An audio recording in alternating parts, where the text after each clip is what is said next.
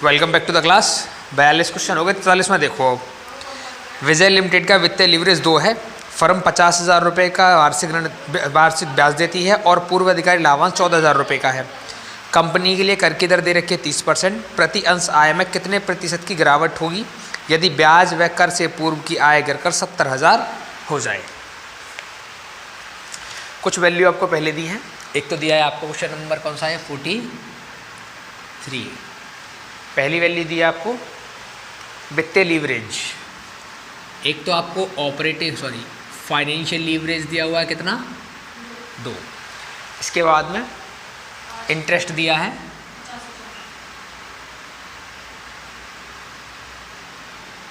50,000। इसके बाद में दिया है डिविडेंड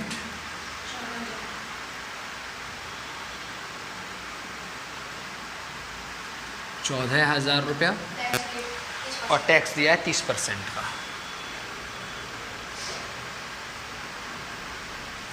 इसमें फिर आपसे पूछ लिया है उसने प्रति अंश आय में कितने प्रतिशत की गिरावट होगी।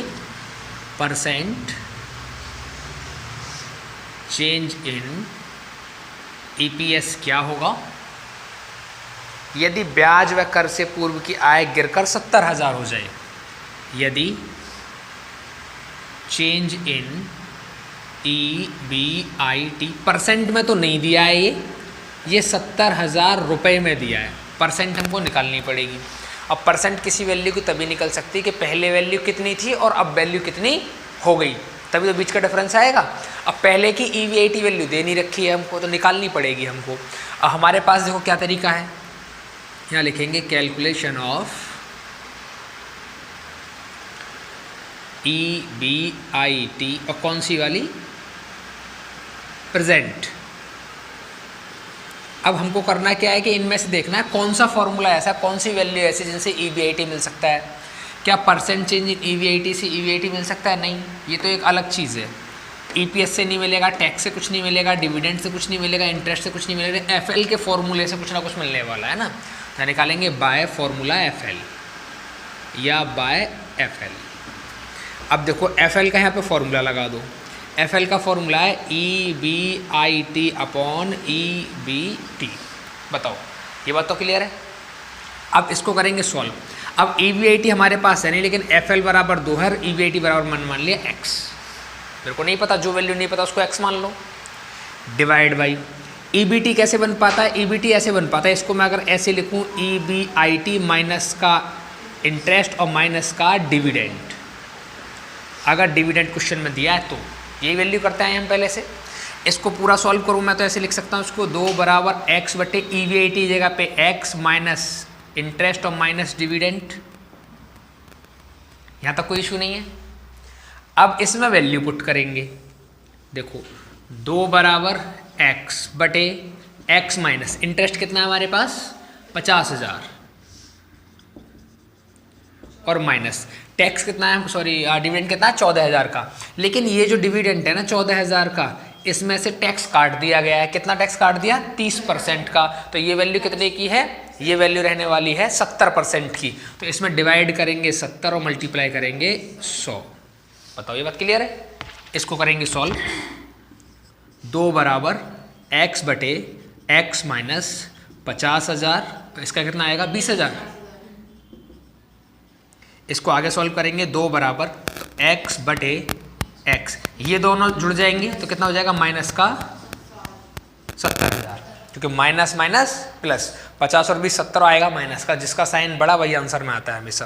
यहाँ तक बात समझ में आई। ये पूरा एक सेट है, इसकी गुणा इधर हो जाएगी। कहने के बाद इसको ऐसे लिख सकते हैं x माइनस 70,000 बराबर का x। क्लियर।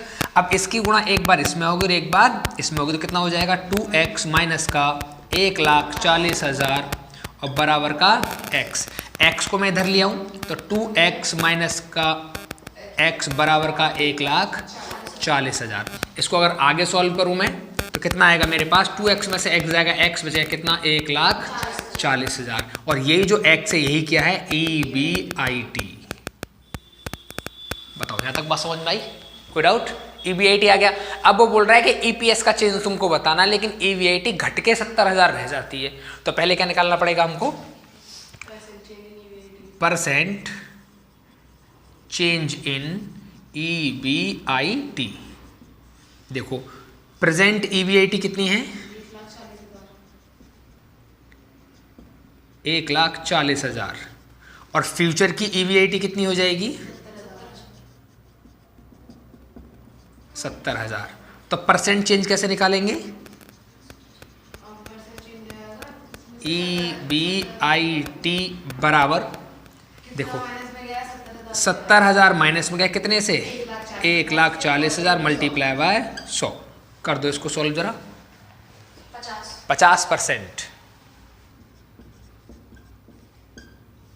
अब जो चेंज की हम बात कर रहे थे वो चेंज कितना आ गया है? 50%। अब हमारा मेन मोटिव क्या है? परसेंट चेंज इन EPS निकालने का। तो हमको ऐसा कोई फॉर्मूला ढूंढना है हमको जिसमें कि EPS आए और साथ में EBIT आए। कौन फॉर्मूला ऐसा है? कोई ऐसा फॉर्मूला जिसमें EPS अपॉन EBIT आए? जल्दी चेक करो।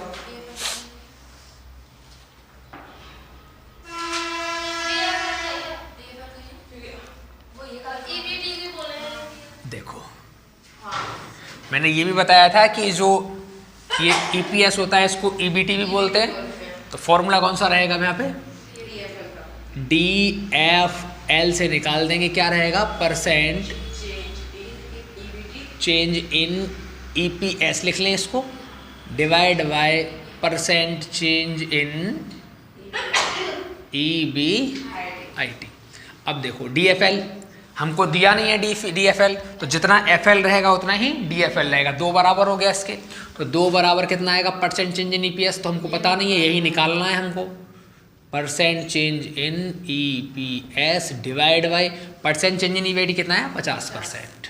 दोनों का मल्टीप्लाई करेंगे तो 2 गुणा 50 बराबर परसेंट चेंज इन EPS, तो कितना आ जाएगा? 100%। परसेंट चेंज इन, चेक करो, ये हो गया इसका आंसर। ठीक है। अब चलो देखो 44वां क्वेश्चन। एक्स लिमिटेड का संयुक्त लीवरेज और वित्तीय लीवरेज क्रम से 3 और 2 है। एक्स लिमिटेड प्रतिवर्ष 40,000 रुपये का ब्याज और 22,500 रुपये का पूर्व अधिकारी लाभांश के रूप में भुगतान करती है। कुल परिवर्तनशील लागत 1,80,000 रुपये की है और लागू कर की दर कितनी है? 25%। विक्रय आगम की राशि और स्थिर संचालन लागत निकालिए। क्या कह दिया क्वेश्चन नंबर 44 में? एक तो आपको CL3 और एक तो आपको कंबाइंड लीवरेज दिया है 3 और फाइनेंशियल लीवरेज दिया है 2। आपको इंटरेस्ट दिया 40,000 की, इंटरेस्ट दिया 40,000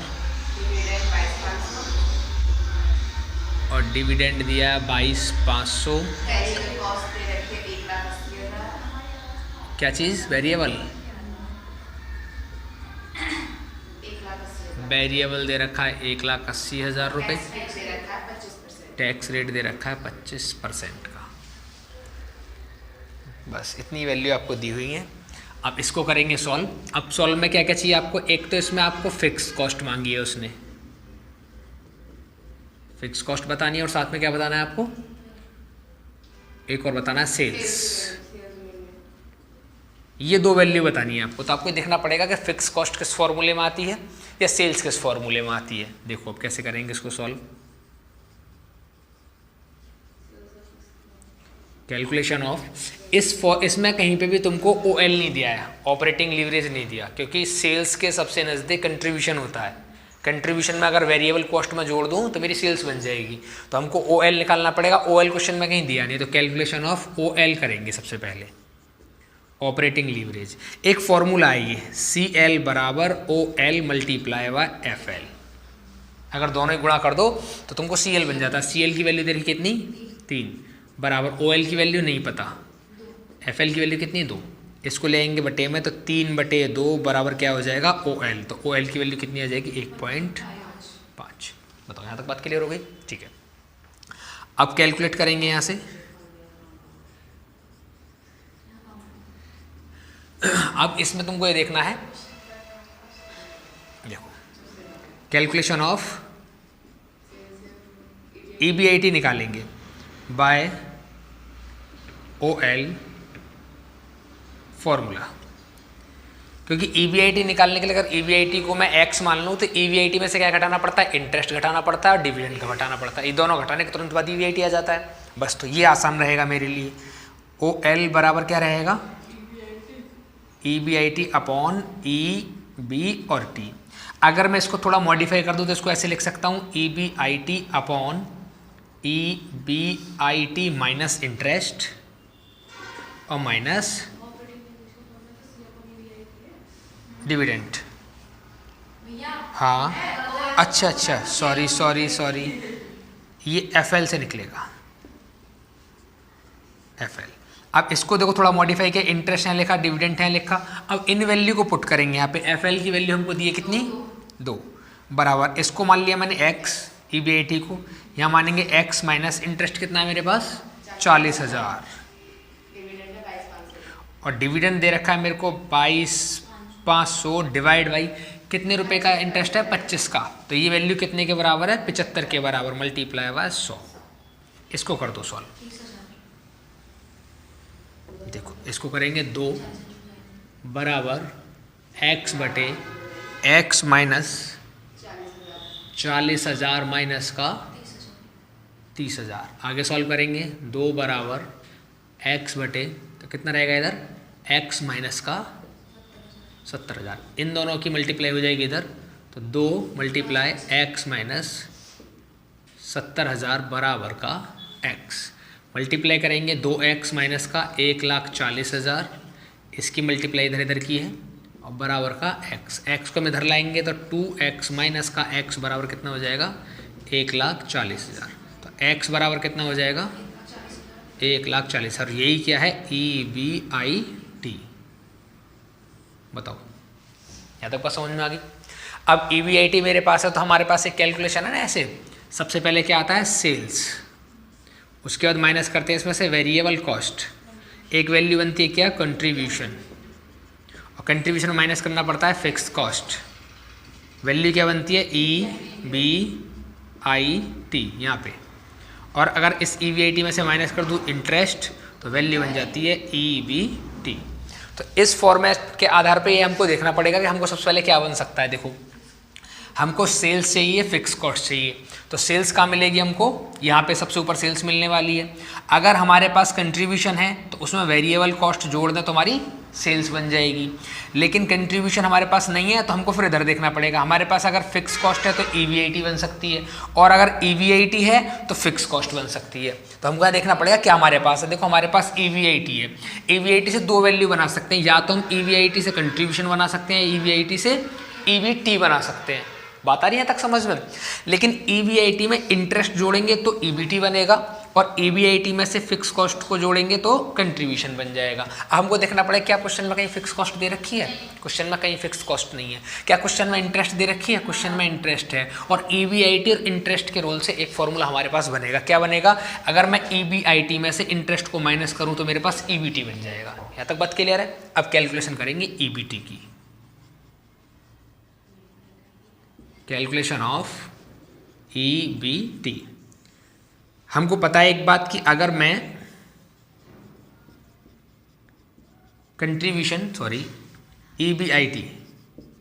EBIT में से अगर मैं इंटरेस्ट को माइनस करूं तो मेरे पास क्या बनेगा EBT। EBIT कितना है, देखो EBT में कैसे निकालेंगे, EBIT माइनस का इंटरेस्ट और माइनस का डिविडेंड। देखो EBIT कितना दिया है हमको 1,40,000, इंटरेस्ट कितने का 40,000 का, माइनस ये कितने का 22,500। 22,500 जो वैल्यू 70% के बराबर है, सॉरी 75 के बराबर, हमको चाहिए 100 के बराबर। इसको कर दो सॉल्व, 1,40,000 माइनस का 40,000 और ये वाला कितना बैठेगा 30,000। तो इसको करेंगे सॉल्व, 1,40,000 और माइनस कितना हो जाएगा 70,000। कितना आया,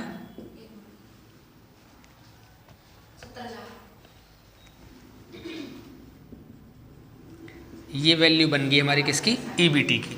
अब यहाँ से कैलकुलेशन करेंगे हम कंट्रीब्यूशन का। Calculation of C by OL फॉर्मूले से कर लो या बाय CL। हमको ऐसा फॉर्मूला ढूंढना है जिसमें कि कंट्रीब्यूशन आता हो और साथ में EBT भी आता हो, है ना, या फिर कंट्रीब्यूशन आता हो या फिर EVIT आता हो। तो EVIT के साथ OL है और EBT के साथ में CL है, दोनों से अलग अलग करते हैं। OL का फॉर्मूला है C/EBIT। OL कितना दे रखा है हमको, इधर निकाला हमने 1.5, यहाँ लिखेंगे 1.5 बराबर C कितना हमारे पास चाहिए हमको, EBIT कितना है 1,40,000, दोनों का करेंगे मल्टीप्लाई, C कितना आ गया 2,10,000। ये कंट्रीब्यूशन की वैल्यू आई है OL के फॉर्मूले से। अगर हमको निकालना CL के फॉर्मूले से तो CL बराबर होता है C/EBT। C की वैल्यू कितनी है 3, C/E है 70,000 EBT की वैल्यू। इसका वैल्यू करेंगे तो कितना आ जाएगा 2,10,000। आप किसी फॉर्मूले से निकालो, दोनों से वैल्यू ठीक आएंगी। यहाँ तक बात समझ गए? चलो अब देखो हमको क्या चाहिए, एक वैल्यू तो हम निकाल चुके हैं पहले ही। हमको क्या क्या चाहिए थे इसमें से, क्या अभी तक हमने फिक्स कॉस्ट निकाली है कहीं पे? फिक्स कॉस्ट नहीं निकाली। क्या सेल निकाली है कहीं पे? सेल भी नहीं निकाली है। अभी सिर्फ वैल्यू हमने रखी है जो हमारी टेबल में आती हैं। अब चेक करते हैं सेल्स हमारी कैसे आएगी। अगर हमारे पास कंट्रीब्यूशन है तो उसमें आप वेरिएबल कॉस्ट को ऐड कर दो, आपको सेल्स मिल जाएगी। देखो यहाँ पे कैलकुलेशन ऑफ सेल्स, हमको एक वैल्यू पता है कि सेल्स में से अगर मैं वेरिएबल कॉस्ट माइनस करता हूं तो मेरे पास कंट्रीब्यूशन बचता है ना। अब यहाँ पे वैल्यू लगा दो। सेल्स हमको नहीं पता है, वेरिएबल कॉस्ट पता है हमको, दे रखे क्वेश्चन में 1,80,000 और बराबर कंट्रीब्यूशन भी हमने निकाला है। C कितना निकाला है अभी हमने 2,10,000, यहाँ आएगा 2,10,000। ये माइनस की वैल्यू इसको इधर ले जाएंगे तो सेल्स बराबर कितना हो जाएगा 2,10,000 प्लस का 1,80,000 और बराबर कितना आ जाएगा, ये 2 10 में 81 जोड़ दो 3,90,000, ये हो जाएगा 3,90,000 रुपया। एक आंसर ये हो गया। दूसरे आंसर में उसने क्या पूछा हमसे, फिक्स कॉस्ट। अब फिक्स कॉस्ट देखो टेबल में कहाँ पर है। अगर मैं कंट्रीब्यूशन और EBIT के बीच का गैप देखूँ तो क्या आने वाला है, फिक्स कॉस्ट आने वाली है। या फिर मैं क्या करूँ कि अगर मैं EVIT में फिक्स कॉस्ट जोड़ूंगा, EVIT में से कंट्रीब्यूशन घटा के आएगा, ऐसे नहीं आएगा बाकी से ना। इन दोनों की वैल्यू के बीच में है ये। तो कैलकुलेशन ऑफ फिक्स कॉस्ट। अब देखो कैसे करेंगे। अगर मैं इसको ऐसे बोलूं कि कंट्रीब्यूशन माइनस का फिक्स कॉस्ट बराबर क्या बनता है EBIT। अब इसमें से मेरे को दो वैल्यू पता होनी चाहिए, कंट्रीब्यूशन मेरे को पता है और EBIT पता है। कंट्रीब्यूशन कितने का हमारे पास 2,10,000, यहाँ लिखेंगे 2,10,000 माइनस फिक्स कॉस्ट मेरे को नहीं पता। EBIT कितने का आया था 1,40। अब सॉल्व करेंगे, देखो इसको उधर ले जाएंगे और इसको इधर ले आएंगे तो 2,10,000 माइनस का 1,40,000 बराबर का क्या आएगा फिक्स कॉस्ट। इसमें से इसको उठा दो, कितना 70,000 रुपये का क्या आ गया फिक्स कॉस्ट। यही दो आंसर उसने पूछे हमसे। बताओ, क्लियर है बात?